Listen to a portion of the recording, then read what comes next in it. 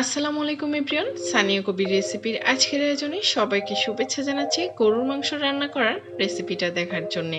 প্রত্যেকেরই রান্নাঘরে থাকে এমন কিছু কমন মশলা দিয়ে আজকের এই মাংসটা রান্না করে দেখাবো, যেটা খেতে হবে অসাধারণ স্বাদের। আর ঠিক তেমনি এর একটা কিন্তু আকর্ষণীয় কালারও রয়েছে, আর এই রংটা কেন হয় সেটা আমি ভিডিওর মধ্যে বলে দিয়েছি। পুরো ভিডিওটা দেখবেন, আশা করি সবার কাছে আজকের রেসিপিটাও ভালো লাগবে। এখন চলে যাচ্ছি মাংস রান্না করার পুরো রেসিপিতে। এখানে আমি 1.5 কেজি পরিমাণ গরু মাংস নিয়েছি হাড় সহ, আর মাংসটাকে মাঝারি সাইজের করে কেটে খুব ভালোভাবে ধুয়ে পানি ঝরিয়ে নিয়েছি।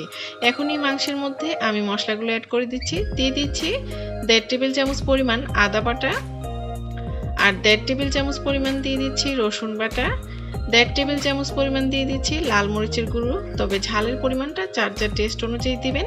দিয়ে দিচ্ছি 1 টেবিল চামচ পরিমাণ হলুদের গুঁড়ো, 1 চা চামচ পরিমাণ দিয়ে দিচ্ছি ধনিয়ার গুঁড়ো, আর 1.5 টেবিল চামচ পরিমাণ দিয়ে দিচ্ছি জিরার গুঁড়ো। এখন দিয়ে দিচ্ছি স্বাদ মতো লবণ, দিয়ে হাত দিয়ে মাংসের সাথে মশলাগুলোকে খুব ভালোভাবে মেখে নিচ্ছি। এইভাবে মশলাটা মেখে মাংসটা রান্না করলে মাংস রান্নাটাও সহজ হয়, আবার মাংসটা ম্যারিনেট করে রেখে দিলে মাংসের স্বাদটাও কিন্তু অনেকটা বেড়ে যায়। এই তো মাংসের সাথে মশলাটা খুব ভালোভাবে মিক্সড করা হয়ে গিয়েছে। এই পর্যায়ে এটাকে আমি রেস্টে রেখে দিচ্ছি 30 মিনিটের মতো। ফিরে আসছি 30 মিনিট পর। 30 মিনিট পর চুলায় একটি প্যান বসিয়ে এর মধ্যে দিয়ে দিচ্ছি 1.5 কাপ পরিমাণ রেগুলার খাবার তেল। তবে মাংসের মধ্যে যদি চর্বি থাকে তবে এখানে হাফ কাপ পরিমাণ তেল দিতে পারেন। এখন দিয়ে দিচ্ছি 1 কাপ পরিমাণ পেঁয়াজ কুচি, দিয়ে তেলের সাথে নেড়ে পেঁয়াজটাকে মিক্সড করে দেওয়ার পর দিয়ে দিচ্ছি গরম মশলা। এখানে আমি দিয়ে দিচ্ছি 2টা তেজপাতা মাঝখান থেকে কেটে দিয়েছি, 4 পিস দিয়ে দিচ্ছি ছোট সাইজের দারচিনি, 5-6টার মতো এলাচ, এলাচের মাথাটা একটু ফাটিয়ে দিয়েছি, এতে ফ্লেভারটা খুব ভালোভাবে বের হয়ে আসবে। 4টার মতো লবঙ্গ আর 5-6টার মতো গোলমরিচ দিয়ে দিয়েছি। এখন গরম মশলাগুলো দেওয়ার পর পেঁয়াজের সাথে নেড়ে চেড়ে 6 থেকে 7 মিনিটের মতো পেঁয়াজগুলোকে ভেজে নিচ্ছি। এইভাবে ভাজতে ভাজতে যখন পেঁয়াজের কালারটা হালকা চেঞ্জ হতে শুরু করবে, এই পর্যায়ে আমি আগের থেকে যে মাংসটা ম্যারিনেট করে রেখেছিলাম সেটাই পেঁয়াজের মধ্যে দিয়ে দিচ্ছি।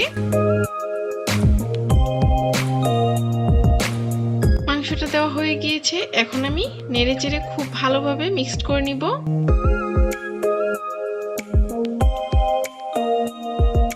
এইভাবে পেঁয়াজের সাথে নেড়ে খুব ভালোভাবে মাংসটাকে মিক্সড করে দেওয়ার পর আমি এখানে খুবই সামান্য পরিমাণে পানি দিয়ে দিব। বাটিতে যে মশলাটা লেগে রয়েছে সেই বাটিটা ধুয়ে আমি এখন হাফ কাপ পরিমাণ পানি এই মাংসের মধ্যে দিয়ে দিচ্ছি। এর থেকে বেশি পানি দেওয়ার প্রয়োজন নেই, কারণ মাংস থেকেও কিন্তু অনেকটা পানি বের হয়ে আসবে। এখন আবারও একটু নেড়ে মিক্সড করে দিচ্ছি। এখন একটা ঢাকনা দিয়ে ঢেকে দিচ্ছি 20 থেকে 25 মিনিটের জন্য।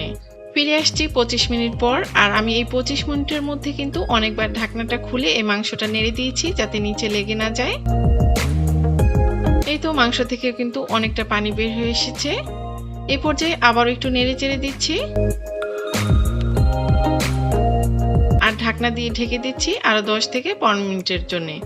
প্রায় 15 মিনিট পর কিন্তু মাংসটা খুব ভালোভাবে কষানো হয়ে গিয়েছে, আর মাংসটাও কিন্তু অনেকটাই সিদ্ধ হয়ে এসেছে। এই পর্যায়ে আবারও সবকিছু নেড়ে মিক্সড করে দিচ্ছি, আর অবশ্যই কিন্তু ঢাকনাটা খুলে মাঝে মধ্যে নেড়ে দিতে হবে যাতে মাংসটা নিচে লেগে না যায়।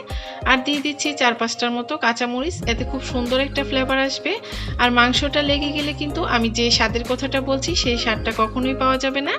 এখন আমি এর মধ্যে অ্যাড করে দিচ্ছি গরম পানি 3 কাপ পরিমাণে, দিয়ে নেড়ে চেড়ে মিক্সড করে ঢাকনা দিয়ে ঢেকে দিচ্ছি মাংসটা পুরোপুরি সিদ্ধ হয়ে পানিটা কিছুটা টেনে যাওয়া পর্যন্ত। আর হ্যাঁ, মাংসের কালারটা সুন্দর কিভাবে আসবে সেটা বলে দিচ্ছি। অবশ্যই কিন্তু ধনিয়ার থেকে জিরার পরিমাণটা একটু বেশি দিতে হবে, আর ধনিয়ার পরিমাণটা রাখতে হবে অর্ধেক, কারণ ধনিয়ার পরিমাণটা যদি মাংসতে বেশি হয়ে যায় তাহলে কিন্তু মাংসের কালারটা ফ্যাকাশে হয়ে যায়। এই তো আমার মাংসটা খুব ভালোভাবে সিদ্ধ হয়ে গিয়েছে। এই পর্যায়ে ঢাকনাটা খুলে আমি মাংসটা একটু নেড়ে দেওয়ার পর এর মধ্যে দিয়ে দিয়েছি 1 চা চামচ পরিমাণ ভাজা জিরার গুঁড়ো আর 1 মুঠ পরিমাণে পেঁয়াজ বেরেস্তা। ভাজা জিরাটা দিলে মাংসের থেকে খুব সুন্দর একটা ফ্লেভার আসে, তবে কেউ যদি পছন্দ না করেন তাহলে স্কিপ করতে পারেন। তবে পেঁয়াজ বেরেস্তাটা দিতে চেষ্টা করবেন, এতে মাংসের স্বাদটা কিন্তু আরও বেড়ে যায়। সবকিছু নেড়ে মিক্স করে দেওয়ার পর ঢাকনা দিয়ে ঢেকে রেখেছিলাম 5 থেকে 6 মিনিটের মতো। এই তো 5-6 মিনিট পর কিন্তু আমার মাংসটা একদম রেডি। নিশ্চয়ই আপনারা দেখেই বুঝতে পারছেন মাংসের কালারটা যেমন সুন্দর হয়েছে আর দেখতেও কতটা লোভনীয় লাগছে। মাংসটা দেখতে যেমন সুন্দর লাগছে, খেতেও অসম্ভব মজার হয়েছিল। গরম গরম সাদা ভাত, পোলাও, খিচুড়ি, রুটি, পরোটা, আপনার পছন্দ মতো যে কিছুর সাথে এটা সার্ভ করতে পারেন। সবাই খেয়ে কিন্তু অনেক বেশি পছন্দ করবে। তাহলে আজকের এই মাংস রান্না করার রেসিপিটা কেমন লাগলো অবশ্যই কমেন্টস করে জানাবেন। ভালো লাগলে ফ্রেন্ডস এবং ফ্যামিলির সাথে শেয়ার করে আমার চ্যানেলটা সাবস্ক্রাইব করে রাখবেন। আজকে এখানে বিদায় নিচ্ছি। সবাই অনেক বেশি ভালো থাকবেন। আল্লাহ হাফেজ।